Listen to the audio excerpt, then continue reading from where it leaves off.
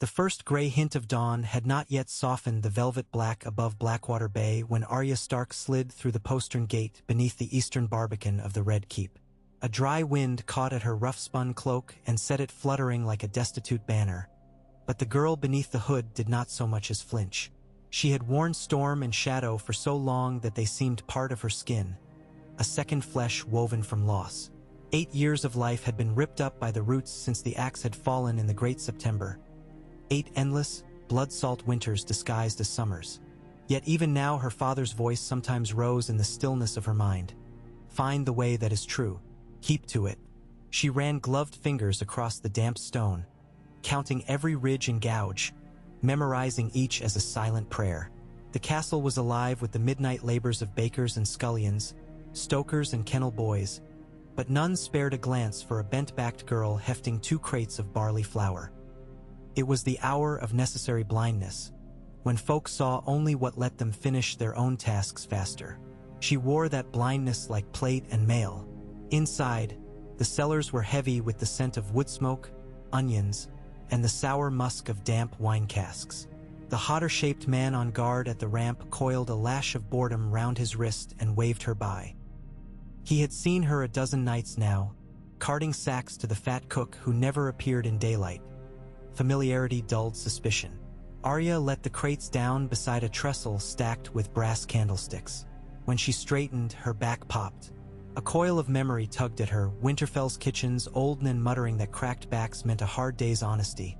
But she hacked it off like dead hair and focused on the present. The hush, the flicker of tallow light, the red trace of spilled arbor gold on the flagstones leading deeper underground. Somewhere past those walls lay the vault where the royal vintners hid the finest Dornish reds. And somewhere beyond that, the secret passages that spider-webbed up to Maegor's Holdfast and the Queen's ballroom. She had sketched them in charcoal beneath her blanket night after night, testing every turn in her mind until the dark was a map she wore behind her eyes. When she reached the junction where the wine trail stopped, she found the hinged stone her spies among the rat-catchers had sworn existed.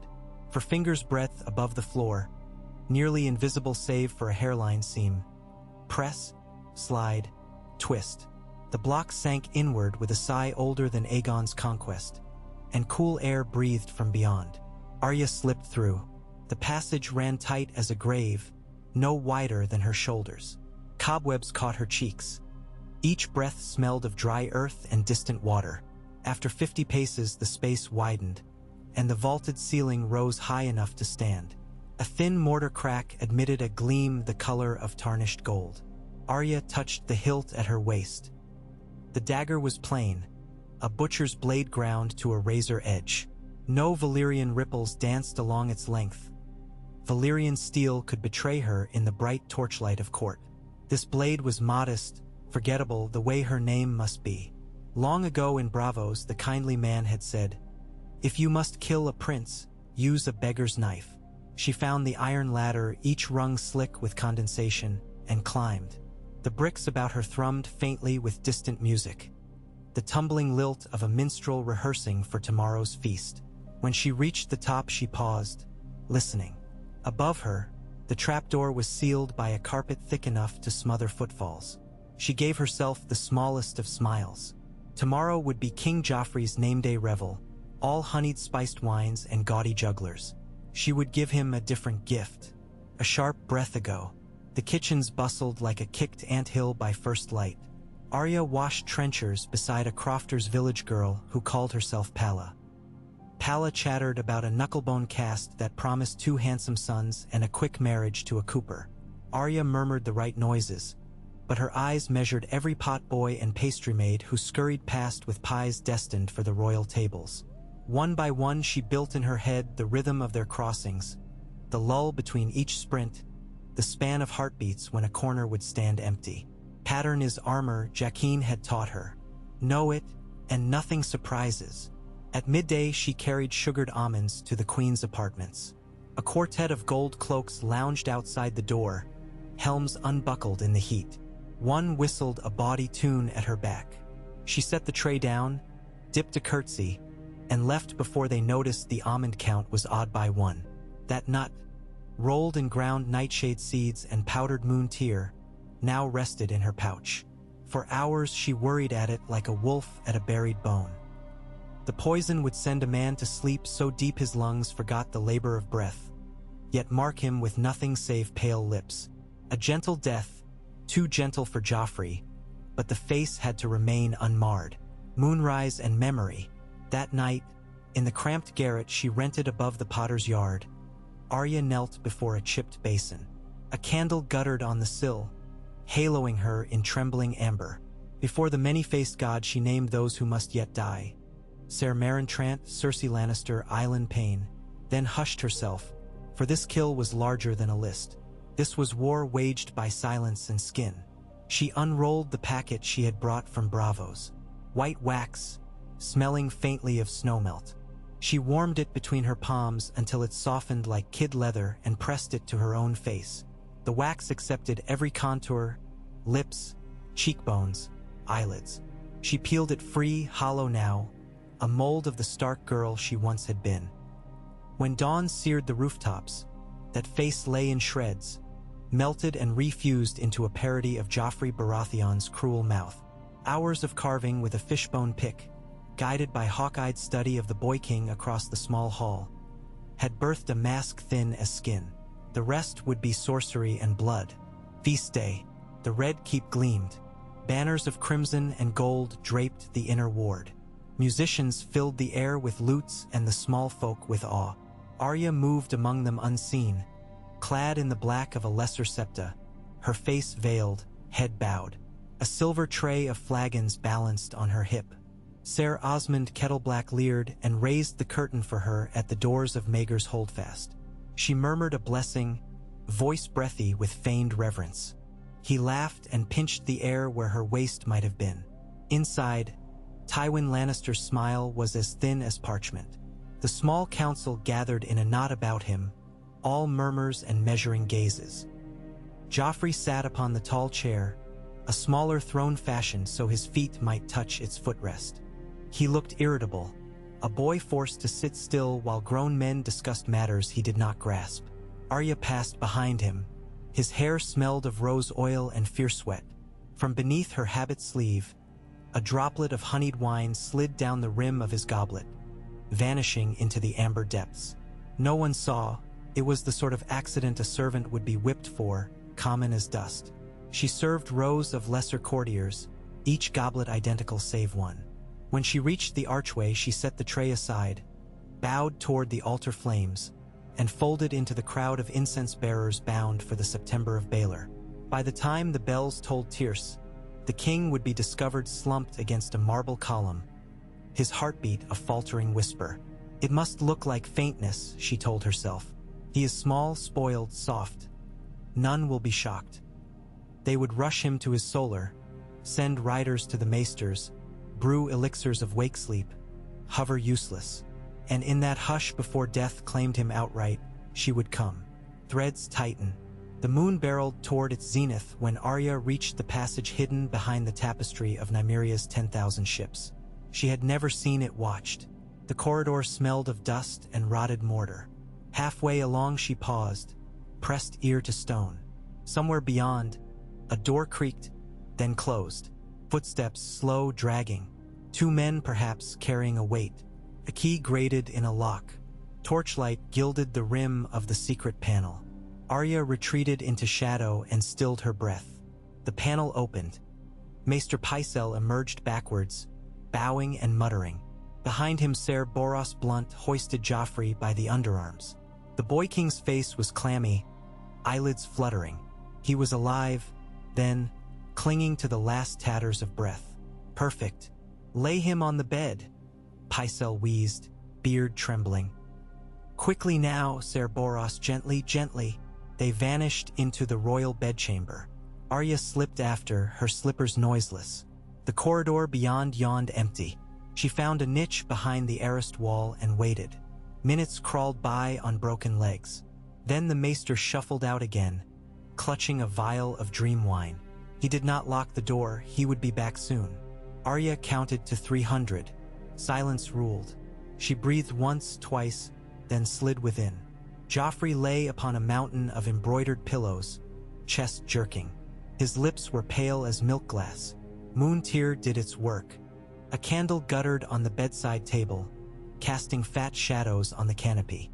Arya crossed the rug, lifted the dagger. The king's lashes fluttered. He might have been a frightened child, no more. She thought of the baker's boy, Micah, run down by the hound's warhorse. Of Sansa's blue eyes screaming for father as the sword descended. Rage flared, but she quenched it. Rage could mar the face, twist the blade. She pressed the point above Joffrey's ear, slipped the steel in neat as a pin. He did not cry out. A tremor ran through him, then stillness final and complete. Arya angled the blade downward, tracing the curve of skull to sever bone from skin. Blood welled, dark and slow. The heart had nearly stopped already. With surgeon's care, she carved the visage free, easing it like parchment from a ledger. When she was done, a mask of boy flesh lay steaming in her palm. From her satchel, she drew the waxen likeness and pressed it against the raw underside of the royal face. Beneath her breath, she whispered the Vala Morgulus chant that unknit skin from self. The wax melted, mingling with blood, bonding. She lowered the combined mask upon her own features, aligning eyeholes, mouth. Cold fire swept her nerves. Her lips tasted copper. The world tilted. She was Arya and Joffrey. She was wolf and lion cub, child of north and south. Bones shrank, shoulders narrowed. Her voice retreated into a boy's high timbre. Pain, brief as a candle snuff, then only the echo of another heartbeat pulsing inside her skull. She wiped the blade, dribbled wine across the sheets to mimic spilled goblet, and slashed a pillow so feathers drifted like snow. Then she donned the king's night robe of red silk, smoothed her new hair. Fair locks fell perfect about her brow, and stumbled to the door. Outside, a sentry snapped to attention. "My maester," she croaked, letting terror ripple her borrowed voice. "I dreamed my throat closed. Summon mother." The guard fled. Arya, no Joffrey, leaned against the jamb, heart hammering. Play the part. Breathe the part. She must weave web upon web, fool the queen, the council, the realm itself. Each lie would be a stitch in a cloak that must never unravel. Heavy steps clattered. Cersei swirled into the corridor wrapped in a robe of emerald, hair unbound. Her green eyes devoured the sight of her son standing, alive. Tears sprang as she clasped him. "Sweetling, they said you were dying." Arya felt the woman's arms, smelled night garden perfume and wine, and for half a breath thought of her own mother's embrace, lost beneath the stony river. The ache nearly cracked her mask. She buried it. "I feel weak," she murmured, voice quavering. "But better." Behind Cersei, Ser Jaime appeared, golden hair sleep must, gaze hawksharp. Tywin followed, Tyrell rose brocade barely tied. Varys emerged from nowhere, silk slippers whispering, eyes black as obsidian. A flock of crows about a carcass. They examined him as if he were a coin found after a long search. "We will postpone the name-day feasts," Tywin declared.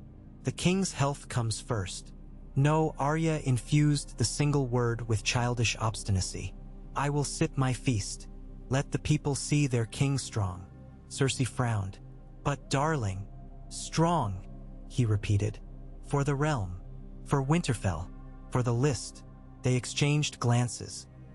At last Tywin nodded, and the matter was done. Hourglass of lies. 2 suns passed before the feast resumed. Word of the king's mysterious fainting fit trickled through the city, embellished. Some said he had been cursed by a Braavosi sorcerer jealous of Westerosi power. Others whispered the gods had smitten him for cruelty.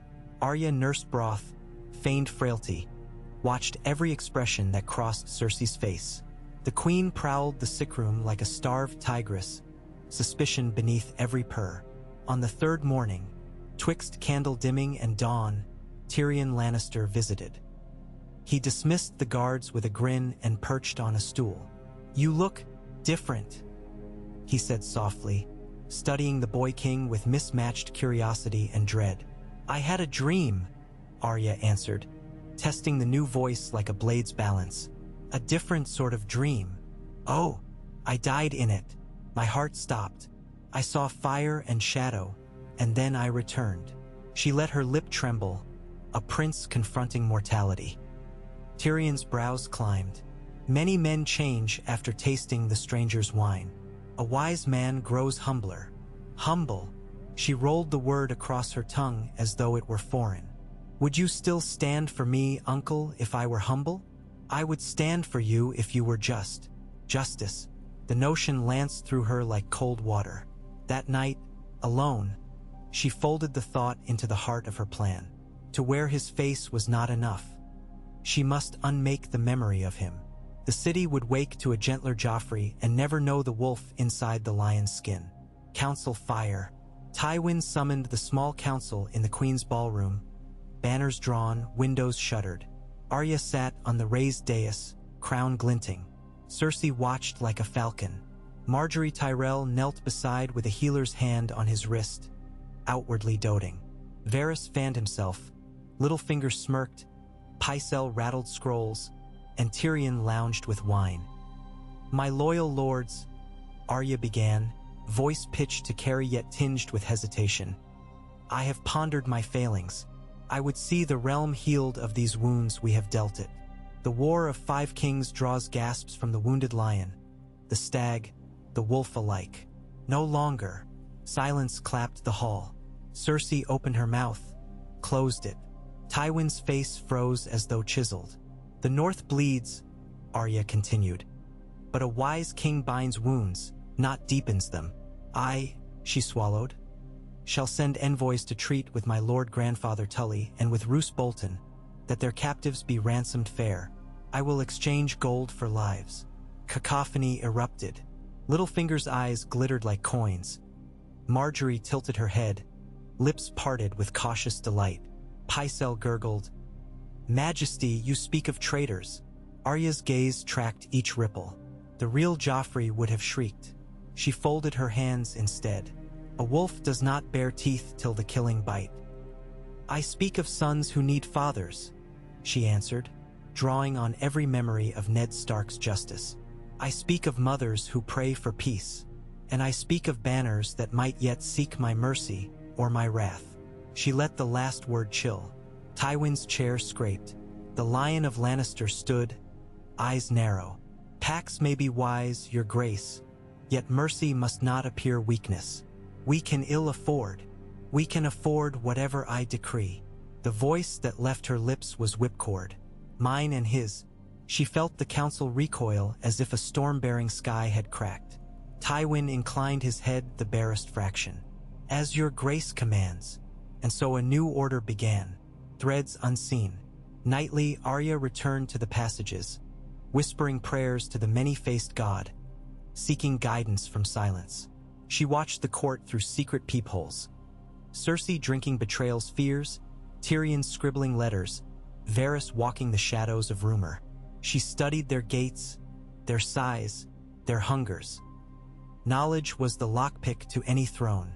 In the days that followed, she pardoned a baker accused of selling sawdust bread, ordered reparations for dockside homes burned in a riot, and commanded the kennel master to release hounds starved by his predecessor.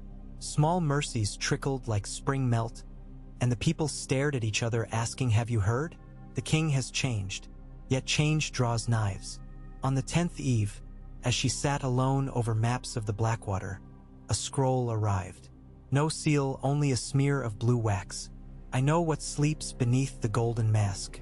3 crude letters formed a name, H-O-N, Hound.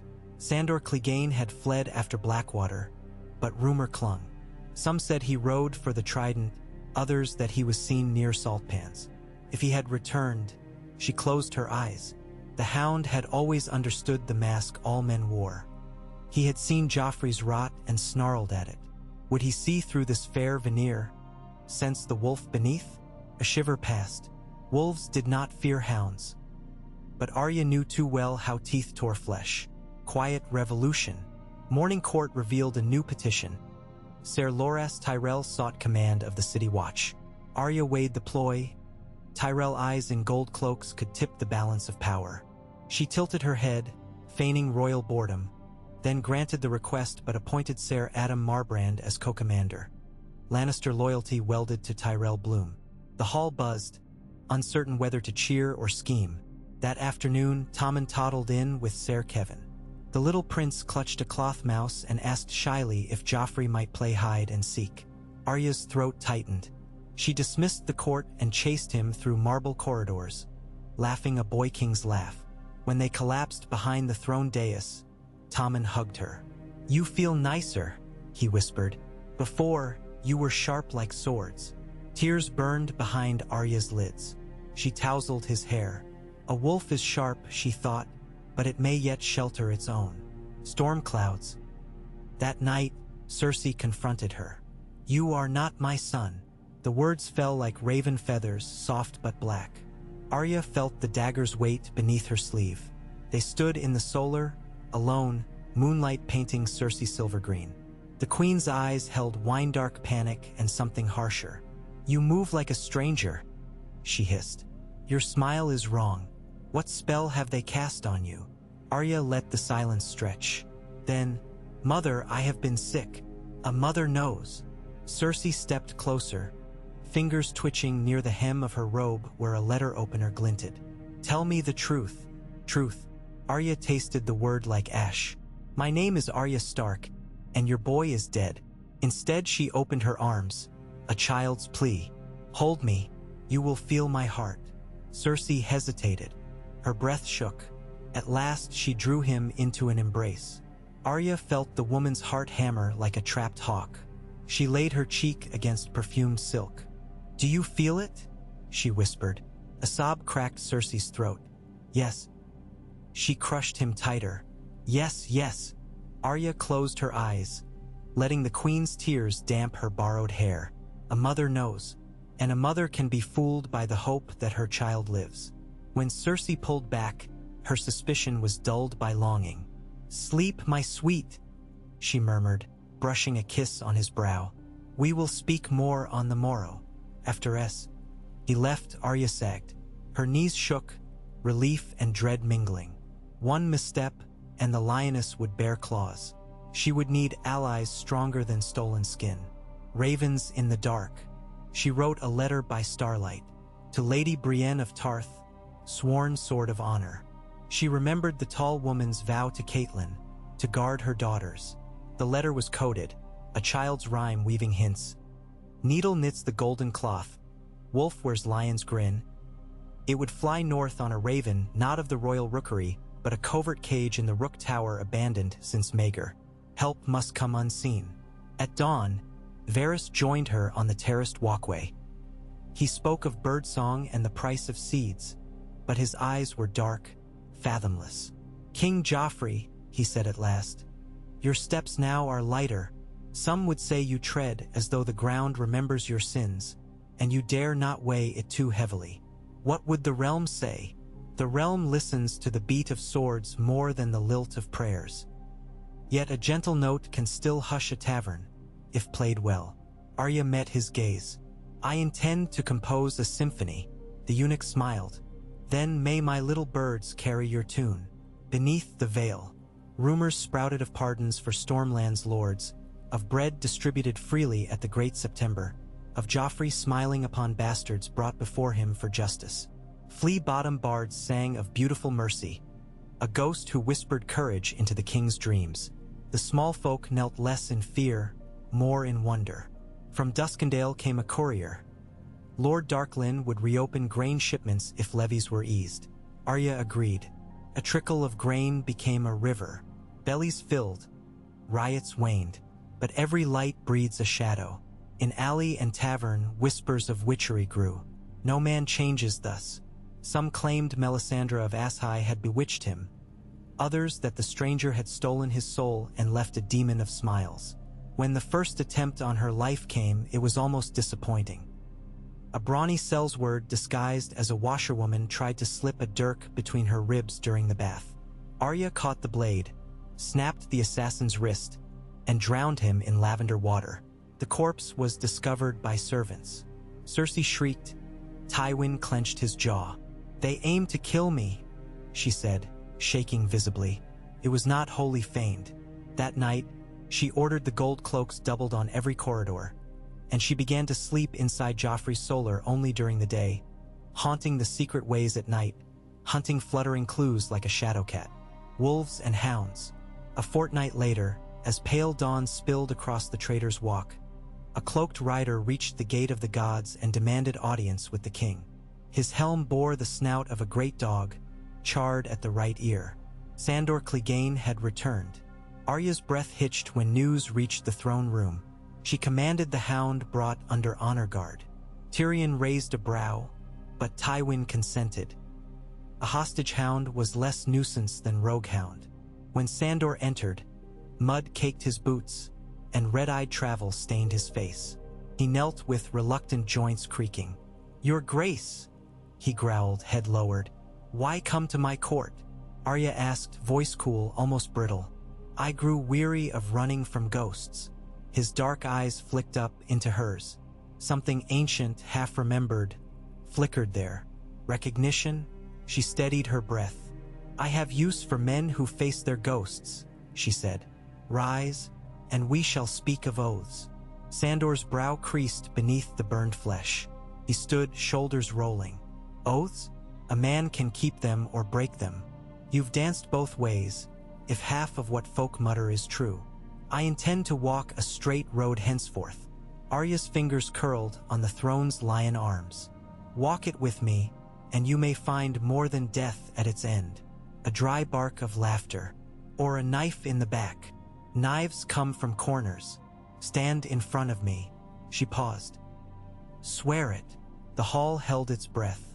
Then Sandor Clegane drew his long sword, point downward. "I'll stand in front, then, so long as you stand behind." Gasps rippled. Tywin's cold eyes narrowed. Cersei's lips pinched. Arya inclined her head. "Done." In that instant, she felt a chessboard shift. The hound would watch her back while she watched the lions and roses circle. Roots of winter. Yet kingship, even stolen, rusts the soul. Knights found Arya staring at her reflection, Joffrey's eyes glimmering back, crystal shards of amethyst. She whispered lists of names inside his mouth, each syllable tasting wrong. Sometimes she dreamt of snow in the godswood, of her dire wolf running free beneath red leaves. She would wake tangled in crimson sheets, heart howling, but no sound left her throat. One dawn, Tommen burst in with Ser Preston, waving a wooden sword. "Teach me to fight, Joff." "Another time," she began, but his eagerness tore at her. She rose, and together they sparred across plush carpets. Each clang of wood stole years from her burden. Cersei glided in, caught by the sight of her sons laughing. Tears glittered unshed. Arya felt the cords of suspicion slacken another notch. Still, each kindness she wove into the lion cub's legend bound her deeper to the lie. How long until she forgot the girl beneath the mask? Winterfell's broken halls echoed faint in her skull. "Home is a wolf you must feed," she reminded herself. Each just decree, each merciful act, was a morsel tossed to that wolf. One day it would grow strong enough to claim its birthright. But first, thrones must tremble. Tywin moved next. He summoned Arya to the council chamber at moonrise. Alone, no guards. The great lion stood before the hearth, hands clasped behind his back. "You are not my grandson," he said without ceremony. Arya's blood iced. Words failed. "I do not care." He turned, gaze hard as winter glass. "You rule with cunning where once there was caprice. The realm prospers. The Lannister name prospers. You shall continue this charade till the seven fall from the sky." She swallowed. "And in return?" "In return," Tywin said, "I will shield you from my daughter's probing and the faith's hypocrisy. But betray us, and I shall burn whatever face you wear from your skull." Fire crackled. He meant it. Arya bowed her borrowed head. The pact was signed in fear and need. Wolf and lion would hunt side by side, for now. A single page of the 5-hour saga had turned. To be continued, The raven that bore Arya's letter to Brienne of Tarth reached Maidenpool in 3 days, riding a tailwind that whipped the sea into silver-scaled tempests. Brienne read the coded verses aloud only once before the truth slid beneath her skin like a splinter of ice. Arya Stark lived, wore a lion's crown, and begged for a sword at her back. Honor spoke louder than any war horn. By dawn she had exchanged her weather-stained cloak for a fresh surcoat emblazoned with the sapphire sigil of Tarth and set out for King's Landing with Podrick Payne at her heel. 2 days later a pigeon arrived at the Red Keep's rookery, its message ribboned in the same glacial hue that marked Brienne's shield. Arya burned the scrap after reading, but the promise lingered in the smoke. I come. On the morning the first frost dusted the orange trees of the royal courtyard, Arya, still encased in Joffrey's borrowed flesh, stood before the assembled gold cloaks. Their new co-commanders, Ser Loras Tyrell and Ser Adam Marbrand, flanked her like mismatched bookends, Rose and Lion. The men expected a rote review of patrol routes, but Arya changed the script. She ordered the confiscation of every sword showing the slightest hint of rust, the doubling of lantern allowances along the Street of Silk to deter footpads, and an immediate audit of the watch's grain stores to ensure no families starved in winter's early bite. The captains blinked, Joffrey issuing care and maintenance decrees, yet command obeyed. The watch's steel glittered bright that afternoon, and old women found free barley porridge steaming at the barracks gates. Small mercies grew into pillars of legend. Tywin Lannister never questioned the reforms openly. He had made his pact. Still, his cold eyes followed every generosity, tallying invisible debts. At supper he questioned the costs in clipped tones, but Arya parried with figures Tyrion supplied, reshuffled tariffs, lowered bridge tolls, redirected royal purses. The imp seemed amused by the chess, forever lifting his goblet in silent toasts that said, "If you are a fraud, you are at least a clever one." Cersei, though, sharpened suspicion on the whetstone of wine. She walked the corridors at night with a pair of kettleblacks and a lantern bright enough to peel shadows from corners, as though illumination might slit the mask from her son's face. More than once Arya felt the lantern's glare spear through a secret peephole as she traversed the hidden passageways. She froze, became stone, let the queen's light wander past. But stone can crack under relentless flame. Littlefinger sensed the fractures. One humid evening he arranged a private audience in the maiden vault, draped in a cloak of purple so dark it seemed black. He bowed with exaggerated grace before the boy king, then straightened with eyes like polished obsidian. He spoke of investment opportunities in the free cities, hostels for merchants, grain silos and pentos, a line of credit that could build a new fleet in half the time Varys claimed. Arya listened, nodded, granted his requests in part. She knew the man dealt in favors like a baker in loaves, but each loaf came laced with weevils. When he departed, she ordered the backs of his ledgers copied in secret by a Braavosi scribe she trusted more than blood. Those ledgers would one day prove dagger-sharp. The moon turned waxen and full, pouring ghost light across the city. Arya slipped from the royal chambers in the guise of an acolyte, cowl drawn over her blonde curls, and threaded through the silent Bull's Walk until she reached the hidden postern where Sandor Clegane waited. The hound leaned against the wall, helm under one arm, a wineskin dangling from the other. He passed her the skin. She drank. For a while they shared the hush like co-conspirators born to it. He finally muttered, "The lioness is hunting." Arya wiped her lips. "I feel her breath on my neck." "She ordered my old kennel burned," he said. Said the beasts were diseased. His mouth twisted, something between amusement and rage. "She fears dogs that can sniff lies. That makes two of us."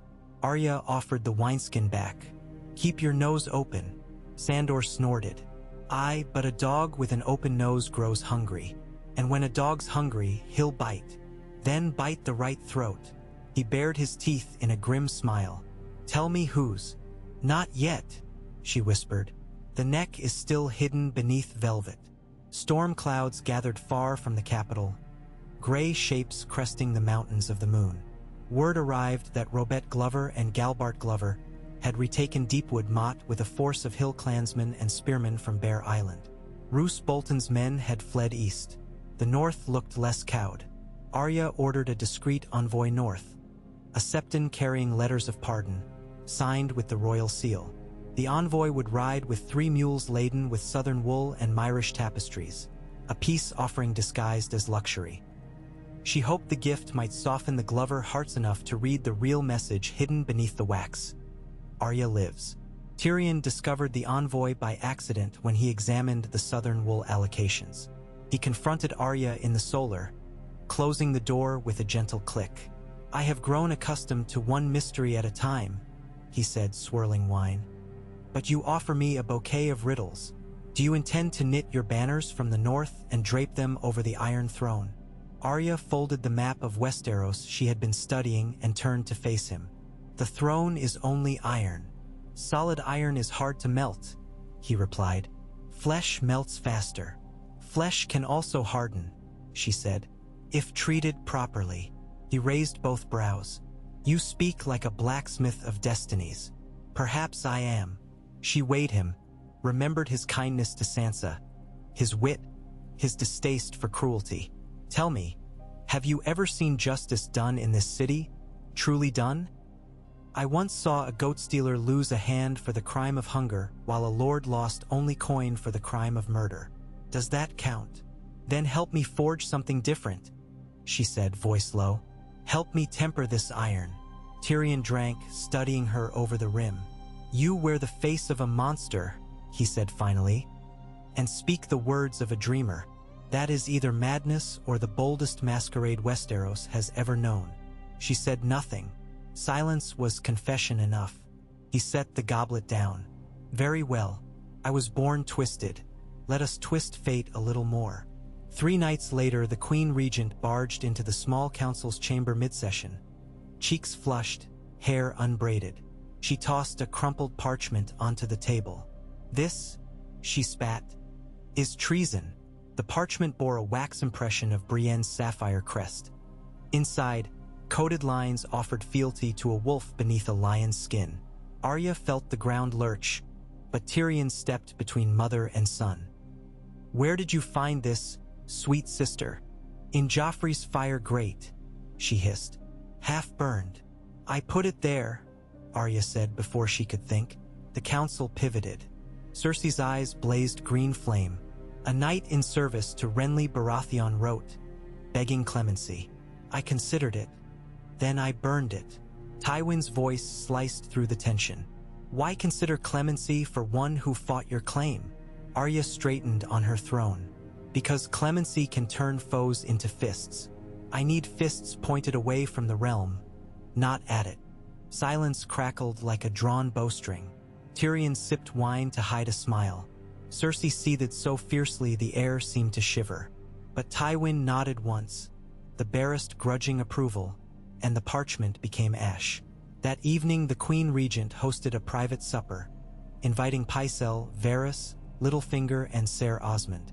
Arya begged off, citing stomach cramps. She watched instead through a hidden spy hole carved beside an antique war sconce. The table glittered with golden candlesticks, but under the light the guests' faces looked skeletal. Cersei poured Arbor gold with a tremor she could not disguise. Littlefinger toyed with his goblet, catching candlelight in a lazy dance. Varys smiled bland court politics smiles. Conversation drifted from the Reach's harvests to Pentoshi trade tariffs. Yet beneath every word lay the question: who is the boy on the throne? Pycelle drew out his handkerchief to dab wine from his beard, and a small scroll slipped under the table. Littlefinger retrieved it with quick fingers, unrolling for a glance. Cersei froze. The Grand Maester stammered about age and clumsiness. The paper contained an analysis of the king's medical condition. Pycelle's record of how Joffrey's bones appeared subtly altered, as though adolescence had compressed him rather than lengthened him. Growth plates closing early. Cersei's knuckles whitened. She looked ready to order Pycelle's beard shorn to the chin. Arya memorized every line through the peephole and burned it into her mind. She would need allies in the Citadel, or else Pycelle's next report might speak of suspicion rather than confusion. The mask survived only as long as doubt reigned. Outside, the first flakes of true winter drifted over Blackwater Bay. The city's beggars huddled beneath cloaks of damp burlap while septons lit braziers and prayed for mercy. Arya doubled the stew kitchen's rations and quartered the price of firewood, using seized Tyrell grain to fund the subsidies. Marjorie's grandmother, the Queen of Thorns, arrived in a palanquin heavy with roses and sarcasm. She thanked the king for his generosity. "Though I dare say it is our wheat filling your bowls, my sweetling," and reminded him that gratitude, like seed, must be sown carefully lest weeds choke the crop. Arya bowed her golden head and sowed that gratitude publicly. A grand feast in the Tyrell honor, with songs lauding Highgarden's bounty. The crowd roared approval. Olenna sniffed, but her eyes softened. That same week, the sparrows marched from the riverlands to petition the throne.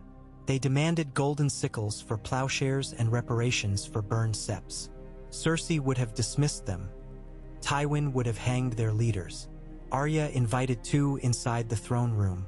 She rose from the iron throne, its barbs pricking her thighs through silk, descended the steps, and knelt before the ragged septon who bore a broken crown of hemp. The court gasped. Arya pressed 20 silver stags into his cracked palms, promising more when the royal coffers recovered. "Tell your flock," she said, voice soft but clear, "that the gods have not abandoned their children." The septon wept. The hall bowed its head. Later that night, Sandor cornered her in the rookery.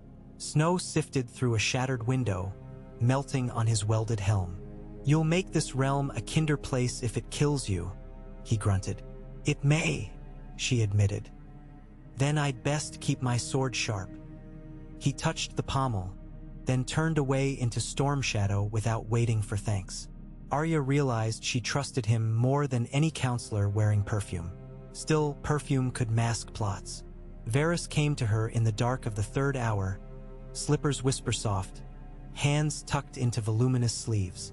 "Your Grace," he murmured. A raven from the citadel carries word of an archmaester curious about dwarfed growth in adolescence. Pycelle's inquiries have stirred the hornet nest of academia. Arya felt the mask itch. Can the nest be smoked? Varys considered. Perhaps misdirected. The archmaester in question is prone to obsessions. Send him a malformed fetus preserved in wine with a note speculating on prenatal influences, and he will chase that theory until his beard tangles in the jars. "Do so," she said. "And thank you." The spider bowed. "My little birds sing for the realm. When the realm sighs contentedly, their song grows sweeter." After he left, she sat at the desk and pressed fingers to the ridge above her borrowed cheekbone. The flesh felt warm, alive, but foreign still. Joffrey's face did not itch with guilt or shame. It merely existed. She wondered whether one day she might forget the feel of her own. Dawn revealed Brienne at the city gates, clad in sapphire and steel, Podrick clutching her reins. Gold cloaks blocked her, citing the Queen Regent's orders. Arya dispatched Ser Loras Tyrell with an ivory-handled writ to fetch them in. Loras, curiosity aflame, obeyed. Brienne arrived at the royal courtyard to find the king pacing a snow-dusted cloister. She knelt, lowered her head. Arya dismissed guards, leaving Hound and Loras only. She whispered, "Do you know me?" Brienne studied the cruel boy king's face, confusion swimming behind blue eyes, then shook her head once. "No." Arya exhaled. She had expected astonishment. Instead, Brienne simply did not see her. She stepped closer, touched Brienne's mail-gloved hand. "It's Arya." The other woman jolted as though lightning licked her armor. Words failed. Then low, raw, "My lady how? Magic, death, and chance." Arya explained in brief strokes. The faceless men, the mask, the stolen throne. Brienne listened, jaw hardening with each sentence. Podrick looked ready to faint. When Arya finished, the courtyard seemed too small for the secret it now held. Brienne said, "I swore an oath to your mother, and I claim it," Arya said. "Not for vengeance, not yet, but for the chance to heal this realm before winter devours it." Brienne's eyes glistened. She knelt anew. "I will die before I break faith again." Loras cleared his throat. "Interesting bedfellows our king keeps." Sandor grunted. Better a tall wench than a snake. Loras raised an eyebrow. And which are you, dog? Lap or stray? Enough, Arya said. We stand together now. The Queen Regent watches all. We must weave one tapestry, or she'll unravel us thread by thread. Planning commenced in secret. Tyrion offered quills, Brienne muscle, Sandor intimidation, Loras access to the Tyrell grain lines, Varys whispers. Littlefinger's absence from the circle spoke volumes. He had already chosen self over kingdom. Arya tasked Brienne with surveying the outer garrisons, replacing questionable captains with men of proven honor. Podrick carried messages in cipher. Wolf paws twined with roses, lions dancing with dogs. So complex even Varys smiled at the elegance. Yet storms ripened beneath the hush. A ship bearing sigils of House Bolton docked unannounced. Its master, Ser Hother Umber, crow-eyed and sinewy, brought skins flayed crimson and stories of Ramsay Snow's atrocities. Tywin hosted him in a drafty side hall. Arya attended with hidden revulsion while Umber laid tokens at her feet. Fingers, teeth, a strip of pale northern hide. The message, submit or be skinned. Arya spoke of justice, not submission. She declared Ramsay Snow a traitor to crown and north alike, offering 1,000 gold dragons to any sworn man of House Bolton who delivered him alive to King's Landing. Umber laughed, a bark like snapping bones, and said gold meant little where fear ruled. She answered by gifting him 100 freshly minted stags on the spot, telling him to buy bread for his men and the small folk of Last Hearth. Fear starves, she said. Hope feeds. Umber bowed, strangely gentle, and took the silver. Cersei's wrath arrived that night, slithering beneath the door as 2 hooded figures brandishing curved knives. Arya lay feigning sleep. When the first knife dove, she rolled free, seized needle, her true needle, hidden beneath the pillow slip for weeks, and met the assassin's slash with one of her own. Steel rang in Kendleglo. The second hood swung low. She parried, felt Metal Kiss borrowed skin on her forearm, but pain sharpened focus. Feet padded outside, Sandor's hurricane stride. The hound burst in, cleaving one skull with his great sword, then kicked the other out the high lattice window. The body cartwheeled into royal gardens, spear thorns swallowing the scream. Blood dripped from Arya's cut onto the silk sheet, red on red. Sandor cursed, bound the wound with a strip torn from his cloak. Dogs must watch the pup closer, he muttered. They burned the bodies in the hearth, bones and all. In the smoke Arya saw the face of her brother Robb, the direwolf banners, the dead at the twins. She shook the vision away. Dawn brought Cersei demanding explanation. Arya lied, a burglary attempt, but her mother's eyes saw through. That afternoon, Cersei convened the faith militant to propose that the king's person be guarded by armed septas of the most devout. Tywin vetoed it, citing precedents, but the spark had landed in straw. The High Septon began sermons on the sanctity of rulers and the poison of false idols. Arya met with him privately. She knelt before the crystal crown, confessed youthful arrogance, vowed to rule as the Seven's humble servant. The High Septon, old and near blind, laid a trembling hand on her brow and prayed. That night the sept bells sang hymns of forgiveness, and the faith militant sheathed their swords. Cersei hurled a goblet against stone, wine spraying like arterial blood. Autumn's last leaves fell from the garden oaks. Snow followed, soft at first, then fierce, cloaking the red roofs. Small folk built snow lions on riverfronts, placing bread heel jaws and carrot noses. Children toasted the gentle king who gave extra candles so they might warm their fingers. Traders grumbled about lost tariffs but found city gates open at dawn without bribes. A strange hush of almost peace settled, fragile as blown glass. Then Littlefinger struck. A forged command bearing Joffrey's seal ordered the dismissal of half the gold cloaks from the Mudgate, sending them north to hunt bandits. They left at sunset. By moonrise, Sellswords in pale armor had replaced them, men owing coin and loyalty to Peter Baelish. When Arya discovered the swap, she raced to the gate with Brienne and 100 loyal watchmen. Sellswords barred entry, crossbows knocked. A tense standoff poised over pitch-dark water. Brienne rode forward, visor up, voice ringing. "Stand aside in the king's name," the captain spat. "King's command brought us here." Arya's heart hammered. She felt Joffrey's mouth form words even as her mind scrabbled for solutions. She dismounted, strode forward in white furs. "You will not spill blood on my streets," she said, each syllable a locked gate. The men hesitated. Rumors of the king's mercy ran deep, but so did tales of sudden severity. Behind her, Sandor's sword hissed free. Tension snapped. The cell's words broke, scattering like dry leaves. Brienne secured the gate. Loyal cloaks reclaimed the towers.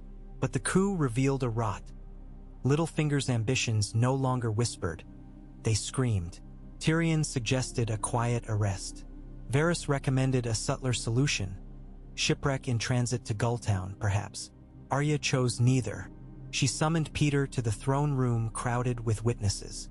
She confronted him with the forged seal, the cell's word muster lists, the bribery ledgers her Bravosi scribe had copied. He knelt, smiling that fox in henhouse grin, and pleaded misunderstanding. She stripped him of titles, coins, and property, banished him to the wall to serve as a black brother or die upon the journey. The hall erupted, some with laughter, some with cheers. Baelish's smile curdled as guards dragged him away. Cersei watched, lips a thin line of fury. That night Brienne asked, "Why not kill him?" Arya stared at the moon. "Because the wall swallows schemers better than graves. And perhaps I owe the Night's Watch a debt of warm bodies." Snow deepened. Ravens carried new tidings. Stannis Baratheon march-camped at the Dun Fort, banners snapping in frozen wind. Davos Seaworth sailed Blackwater to deliver a letter seeking terms. Recognition of his claim or trial by combat. One night against another beneath the eyes of the gods. Tyrion advised laughter. Tywin advised headsmen's axes. Arya sent parchment back offering parley on neutral ground, an island in Blackwater Bay known as the Tears. She named Brienne her champion if words failed. Tywin looked ready to choke. Cersei broke a string of pearls. But the council bowed. The king had spoken. On the appointed day, mist rolled across the bay like spilled milk. Brienne rode Arya in a small skiff. Sandor followed in a second boat with Tyrion and 10 cloaked archers. On the opposite shore Stannis approached alone, steel-bound faith glaring in his eyes. Arya stepped onto shingle. For a heartbeat the king and the false king faced one another, mirrors warped by righteousness. Stannis said, "You are not Joffrey." Arya's fingers twitched near needle hidden in her sleeve. "Why say that?" "Because the boy I knew was molded from malice and folly," Stannis answered. "You are shaped by something else. I see it." His voice held no doubt, only iron. Brienne shifted, hand on sword. Arya swallowed. "Your lordship claims a kingdom ripped by war. What solution do you offer that is not more war?" "Truth," he answered. "Justice served cold upon the wicked." "Would you slit a babe to punish a father?" she asked. "I would slit a father to spare the babe," Stannis replied. Then softer, "But I would not wear another's face to do it." The words stung like cold rain. Arya felt Joffrey's features tighten, but her own soul, wolf-bent, howled inside. "Perhaps I learned from my enemies," she said. "Learned that rulership requires masks. Yet I choose what the mask does." Stannis studied her. "If your reign heals the land, I will march home. But fail, and I will return with fire." Arya nodded. "Then watch me succeed." She offered a hand. Stannis looked at it, hesitated, then clasped forearms in knight's salute. Parley ended. Boats drifted apart on silver water. Tyrion exhaled as though he had been holding breath for a year. Well, that was cordial in the way a freshly sharpened axe is cordial. Back within city walls, Arya prepared decrees. A winter tithe of southern wheat for the north, a new orphanage funded by surplus tariffs, and an edict forbidding flaying as criminal punishment across the 7 kingdoms. Tywin scowled at the parchment but signed. The Lannister lion could not be seen resisting mercy publicly without harming its own legend. Cersei confined herself to her chambers, sending fumes of hypocras and despair through the corridors. One bitter night she summoned Jaime, weeping that her son was stolen, usurped by devils. Jaime, torn between twin loves, promised to investigate. He strode into Arya's solar at dawn, golden armor shining. Closing the door, he gazed at her with sorrow. "I have seen many broken things," he said, "but never a broken mother. Release her, if you have any mercy." "I cannot," Arya whispered. "The realm balances on this lie. Then you are no better than the liars you supplant." Pain cracked his voice. "Tell me, who are you?" She looked at him, at the Kingslayer who saved a city by murder yet bore eternal condemnation. "I am justice cloaked in sin," she said. "Judge me when peace is forged." Jaime's eyes shimmered with unshed tears. He turned hand on door. Peace built on lies shatters beneath truth. He left, footsteps echoing like funeral drums. Winter reached its talons deeper, but inside the red keep fires burned bright, and so did conflict. Every step Arya took felt heavier. Each generous decree drew more enemies disguised as smiles. Yet small folk thrived, starving children ate, bastards walked courtyard stones without dread of whips. Songs sprouted on street corners about the boy king reborn. Some called him the wolf lion, others Mercy's prince. Across the dusk-pink sky, ravens carried word to every holdfast. Winter would be kind this year, because the throne had learned the taste of humble bread. But crowns are forged of more than gold. They are wrought of blood. In the shadows of Maegor's holdfast, Cersei studied vials of wildfire filched from alchemists' guild vaults. In the crypts below the sept, pyromancers whispered of green infernos that could cleanse falsehood. In darkened keeps beyond the neck, Ramsay Snow sharpened knives and counted coin purses heavy with Lannister gold newly arrived. And beyond the frost-choked sea, the dead walked, indifferent to politics, eager only for living flesh. One night, as the moon drowned itself behind clouds, Arya awoke to silence too absolute. No armer clinked, no braciers hist. She slipped from bed, dagger drawn. Beyond the door, the corridor lay empty but for a single red rose placed upon the stones. Its petals dripped with something darker than dew, fresh blood. And pinned to the stem with a silver needle was a strip of parchment bearing 5 words. "I know the wolf's name." She felt the world tilt, heard her own breath ragged. Somewhere in the maze of passages, an unseen hunter stalked, knowledge his arrow. Her mask weighed airless upon her skin. For the first time since stealing Joffrey's face, Arya Stark, wolf, assassin, queen, wondered if the game had outgrown her cunning. She crushed the parchment in a trembling fist. The dance of lies and mercy was nearing a crescendo, and Winter's music cared nothing for kings or wolves or lions, only for who survived its final note. The silence after the threat note was a living thing, clinging to every archway and tapestry of Maegor's holdfast as though the stones themselves feared to breathe. Arya carried the crushed parchment in her palm long after the ink bled into her sweat, as if contact alone might reveal whose hand had carved those 5 terrible words. Somewhere, someone moved beneath the guise of alley soot or gilded brocade, watching her footsteps, gauging the tilt of her head, weighing the moment to strike. She summoned Sandor and Brienne by separate doors and set them to opposite patrols, never naming what hunted her but sharpening their vigilance to a bitter edge. Tyrion she called by secret passage at the hour before dawn, when even the rats surrendered the hallways to dreams. He arrived half-dressed, hair a chaotic gold-brown halo, but his mind was already slicing the problem into surgical slivers. They burned the note together in a lone candle's flame, then stared at the curling smoke until it stitched into darkness above the ceiling vault. By morning, Arya felt the city tilting. The small folk bards still sang of Mercy's prince in the taverns, but their eyes flicked sideways at shadowed corners. Cersei stalked the Tower of the Hand with a glimmering goblet of wine clenched so hard faint cracks webbed the crystal. Tywin met each council question with grunted assent as though burdened by decision he dared not voice. Even the Red Keep's ravens croaked anxiously, fluttering from perch to perch as though winter ghosts worried their feathers. During the midday audiences, Arya granted petitions automatically. A master potter whose kills had frozen and cracked, a troop of mummers begging copper for costumes, the night watch at the mud gate requesting salted pork. She promised aid. She always promised aid. But each promise felt like a layer of borrowed skin thickening over the mask she already wore. When her last petitioners bowed out, she dismissed the heralds, and only Tyrion remained near the dais, scribbling idly on a ledger's margin.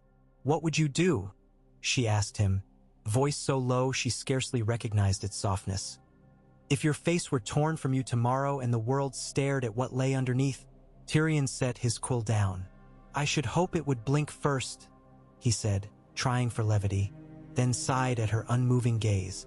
"Exile, perhaps, or the wall. Better men than I have found rebirth amid tundra and ghosts. But you, your grace, if the realm knew the truth, it would divide like shattered quartz. Half would hail a miracle, half would brand witchcraft. And all would bleed." "I'm bleeding already," she murmured. He rose, limping a circle around the stacked ledgers. "Then do what any maester would. Staunch the wound before infection sets." That night she wrote a second letter to Brienne, shorter than the first, each line encoded in the childhood cipher Bran once used to hide pies from Sansa. 3 missing numbers in a row signified danger, repeated vowels promised ambush. Brienne's sapphire seal would carry it past gate captains too enamored of courtly shine to question. She dispatched Podrick out the postern on a borrowed courser, sworn to ride until dawn toward the lake tower where the night now quartered her watch drilling.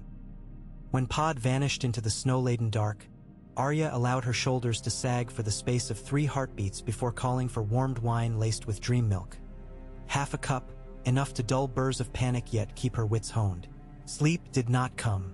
Instead, memories uncoiled. Winterfell's practice yard where Jon ruffled her hair. The sweaty stink of the hound's steel trampling the Isle of the Great September. The way Gendry's laugh echoed off forge pillars in Harrenhal, bright and reckless. Each memory was a knife she might wield or cut herself upon. 3 nights passed without fresh roses or bloodstains. The hush stretched until tension threatened to snap. On the 4th dawn, Ser Adam Marbrand barged into her solar, armor sheened with frost. "Your Grace, forgive my haste, but 2 wagons of wildfire are missing from the guild's cold vaults." The pyromancers woke to find the locks melted. Arya's pulse lurched. How many jars? 40. 40 could swallow half the city in green holocaust. She dismissed him, summoned Tywin, Cersei, and the alchemist's grand master within the hour. In the council chamber, the old pyromancer stank of fear and salamander resin. Cersei claimed ignorance, voice slurred with early wine. Tywin watched her like a hawk suspicious of its own reflection. A decision emerged. Double guards at every granary, orphanage, and sept. Forbid torchlight within 50 paces of the Street of Sisters. Dispatch Sandor and Loras to search warehouses along the Blackwater for hidden kegs. Brienne would scour hill caves beyond the city wall with 100 mounted bowmen. Tyrion, volunteering slyly, took charge of the guild's ledgers to uncover any clerical pattern guiding the theft. The king's decree paraded through the cobbled arteries of King's Landing by midday, but Arya sensed that whoever stole the wildfire would not be deterred by proclamation. She walked the battlements alone that evening, capes snapping in icy gusts, eyes tracking the black ribbon of the river where ships bobbed like silent witnesses. Somewhere beyond those hulls, 40 pottery bellies of emerald doom awaited only spark. Footsteps sounded behind her, light, measured, familiar. Jaime stood an arm's reach away, golden cloak tucked tight. "I asked the alchemists once about the wildfire caches hidden after the Battle of the Blackwater," he said. "They never found an eighth of what was stockpiled." She did not face him. "Do you believe I took it?" "I believe my sister might." His breath smoked into the star-drenched dark. "And I fear for every soul in this city if her grief seeks that fire." Arya swallowed bitterness. "Would you stop her?" "My sword is oath-bound to the king," he said, then exhaled a brittle laugh. "Whichever king that is." She turned then, mask of Joffrey's features lifted by moonlight. "The one who tries to save the realm." Jaime's gaze flickered. He saw something behind that cruel mouth, something that reminded him of a ghostly girl with a wooden practice sword. His hand moved half toward her shoulder before falling, uncertain of both gesture and faith. "We are all ghosts on a pyre," he whispered, and left. Before dawn, rumor spread. Brienne had been ambushed north of the Rose Road. 6 dead men in flayed cloaks lay around a circle of trampled snow. Throats gnawed as if dogs fought over them. Brienne herself lived, a gash across her collarbone stitched crudely, eyes blazing with vow steel. She dragged a prisoner to the throne room shortly after sunrise. One of Ramsay Snow's bastard boys, jaw broken, tongue bitten partly through. Arya stood before the court while the boy moaned confessions. They had come south at a raven's behest, offering gold for chaos. A Lion Queen had paid in Lannister coin. Wildfire had changed hands at night where the King's Road meets High Heart. Ramsay intended to set the city alight during the first blizzard, then loot what remained, promising Cersei a chance to steal her son back amid flame and terror. Cersei denied the accusation with venom, but the court recoiled from the stench of plausibility.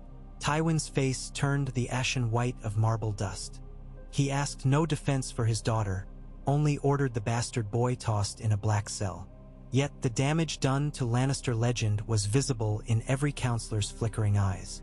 That evening, ravens soared from every rookery tower bearing urgent missives to Roose Bolton at Winterfell, to Lady Meage Mormont, to Lord Umber of Last Hearth. The Crown condemned Ramsay Snow as an outlaw, offering pardons and bounties to any who brought him to royal justice. Arya hoped Northern blood would answer true, but her heart thrummed with fear that Bolton treachery ran deeper than gold. The first blizzard struck a day later. Snow buried rooftops, erased alleys, muffled the shouts of fishmongers and beggars. Fires burned low to conserve charcoal. In the keep's great hall, braziers blazed while nobles huddled in furs exchanging anxious gossip about hidden wildfire. Arya walked among them, offering words of reassurance, but she felt like a candle set against avalanche. Her flame could illuminate one face and leave 100 others in darkness. Tyrion found her in the library near midnight, poring over mold-spotted treatises on wildfire properties. "The guild ledgers show an anomaly," he said without preamble. 6 barrels of lamp oil ordered under the Kettle Black name 2 weeks before the theft. 6 barrels, 700 weight each, yet no invoice for transport. The barrels never reached the Kettle Black storehouse. Hidden with the jars? Arya guessed. Or used to grease palms, Tyrion said. But I also uncovered a second oddity. Barrels of fresh oranges delivered to the Queen Regent's Solar, 4 crates every 3 days for a fortnight. Oranges. They burn hot and quick when dried, Tyrion explained. Peels steeped in oil become near-instant fuse. Arya closed the manuscript with a thump. "We must disarm my mother." Sandor, Brienne, Adam Marbrand, and a squad of 30 gold cloaks loyal to Loras converged on the Queen Regent's apartments at dawn. The doors opened under Ser Osmond's uneasy acquiescence. He had long grown wary of his mistress's temper, and within, amidst overturned goblets and scattered silks, lay 4 green jars half buried under cloaks of Myrish velvet. Their wax seals remained unbroken, but the sight alone chilled bone. Cersei herself was gone. The balcony doors flapped, prints of slippered feet stamping into fresh snow on the roof tiles. Arya raced after, heart jackhammering against rib and mask. High atop the maiden vault turret, she found the queen standing perilously on the edge of a narrow parapet, hair whipping gilded strands into wind-torn arcs. In her arms, she cradled a single jar of wildfire like a swaddled child. Snowflakes hissed and melted on its glazed belly. "Mother," Arya said, the word shredding in her throat. Cersei turned slowly. Green shadows pooled behind her eyes where tears had frozen half-shed. "They stole my son," she said. "First Robert's drunken fists battered him, then the realm's malice gnawed him, and finally some witch's glamour devoured the last piece that loved me." She pressed her cheek to the cool jar. "But I can still cradle him in flame." Arya extended gloved hands. "Give it to me." "You are not him," the queen screamed, voice breaking skyward. "You mock his memory, you puppet of northern vengeance. I know it now, the gods have shown me in dream. a wolf in his skin, lapping lion's milk while planning slaughter. The blizzard wind nearly wrenched the jar away. Cersei clutched tighter. Snow crusted her lashes. Arya stepped forward onto the frost-slick parapet, ignoring Sandor's barked caution from behind. "Joffrey is dead," she said, each word a blade drawn. "I took his face because the realm bled under his cruelty. I chose a better path. Give me the flame, and I will give the city life." Cersei laughed, a sound like glass chiming on stone. "Life? For beggars, whores, and traitors? They spat at my son when he walked among them. They whispered monster. Let them taste what a monster births." She lifted the jar. A sudden gust rocked her stance. For one breath, all souls on the height froze. Arya lunged, grabbing the queen's wrist. Fingers grappled over slick pottery. Somewhere below, Brienne shouted. Cersei twisted, nails raking Arya's cheek. Wax lips of the jar cracked, emerald smoke trickling.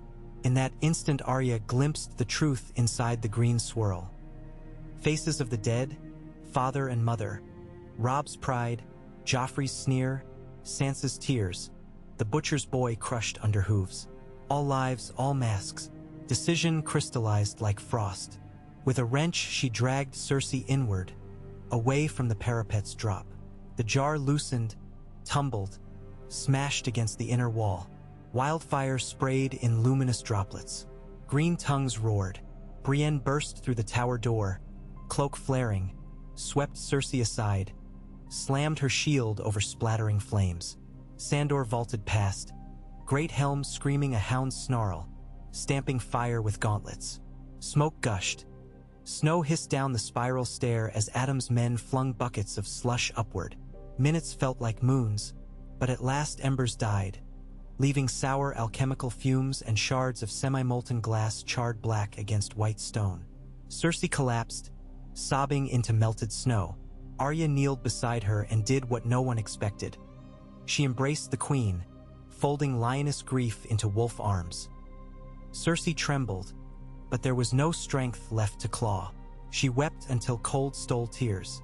Hours later, Tywin found them in the solar, Healer wrapping the queen's frostbitten feet while Arya dictated a decree. Cersei would withdraw from court to the Great September to perform a season of penance and prayer, cared for by septas loyal to the faith, away from politics and wildfire. Tywin's face cracked, but he signed. The city breathed easier next sunrise, though smoke still curled from the turret. Wildfire kegs recovered from secret cellars now rested under quadruple lock in the Iron Bank stone vault, a place immune to royal whim.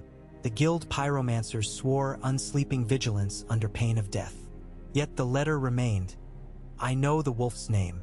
Brienne and Sandor doubled hunts for spies, but one winter evening a sack seller found a tongue nailed to the postern gate. On it someone had inked a single word, mercy.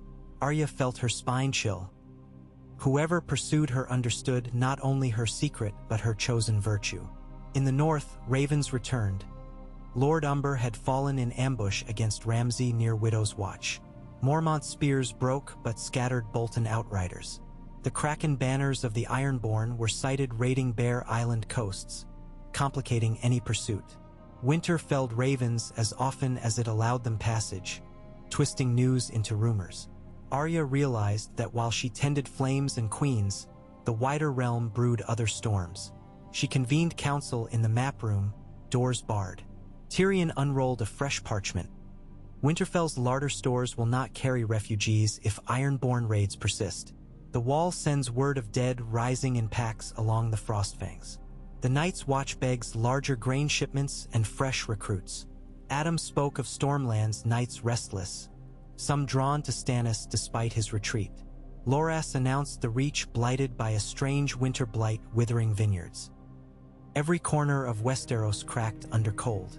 Arya studied the painted table until eyes blurred. If walls crumble, we will build harder walls.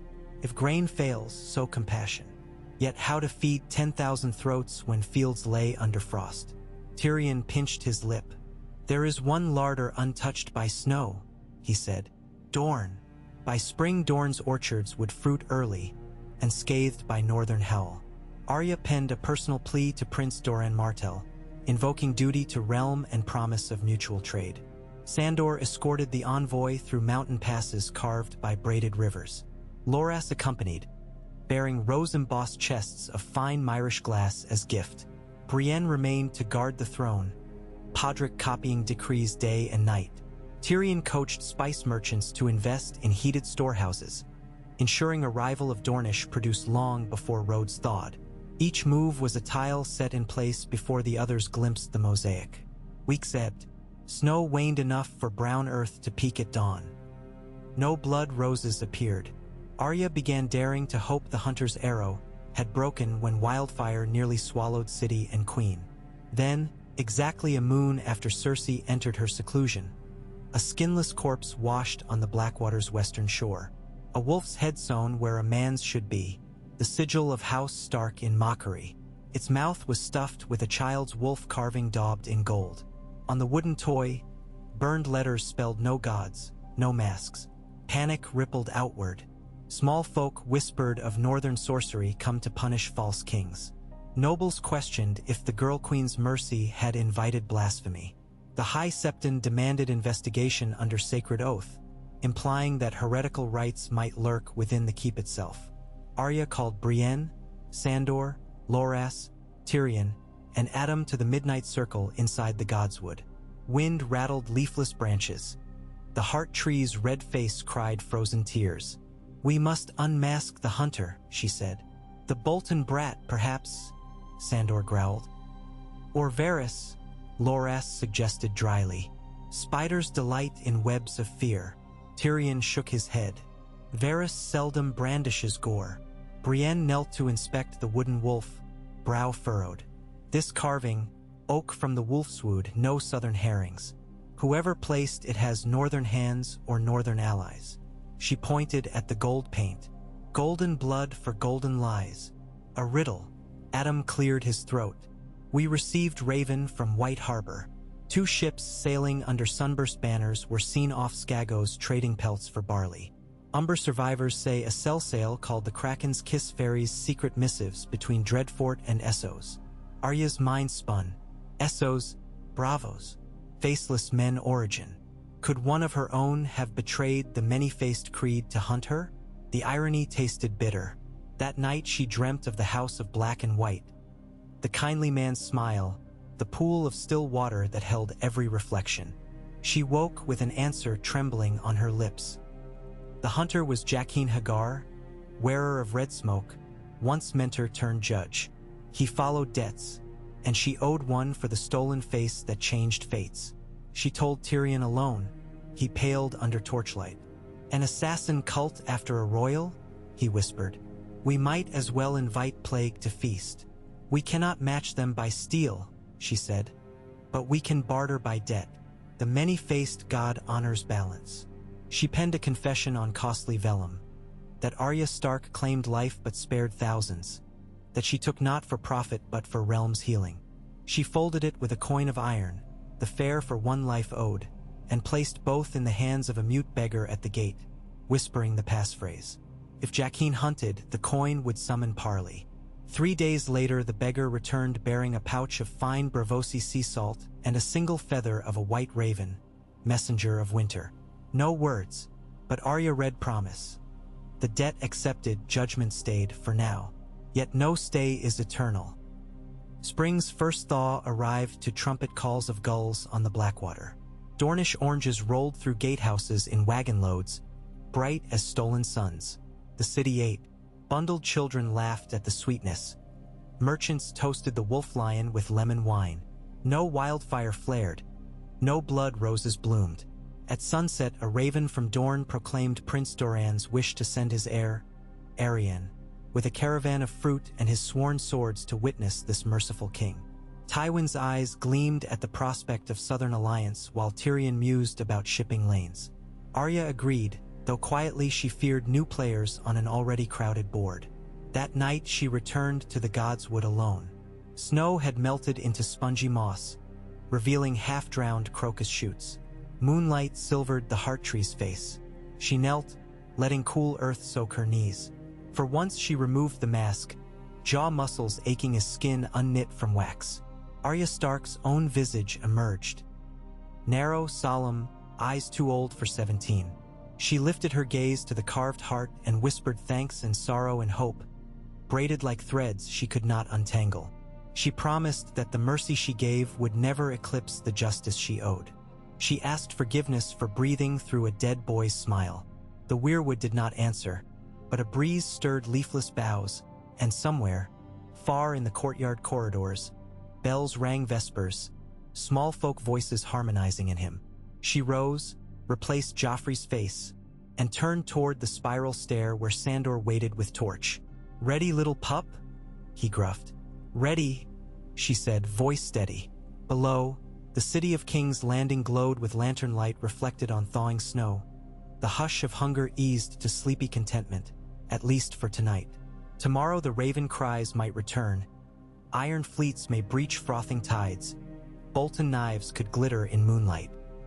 But tonight the wolf in lion's skin stood watch, flanked by a faithful dog and a knight of sapphires, a dwarf cleverer than fear, and a rose whose thorns pointed outward.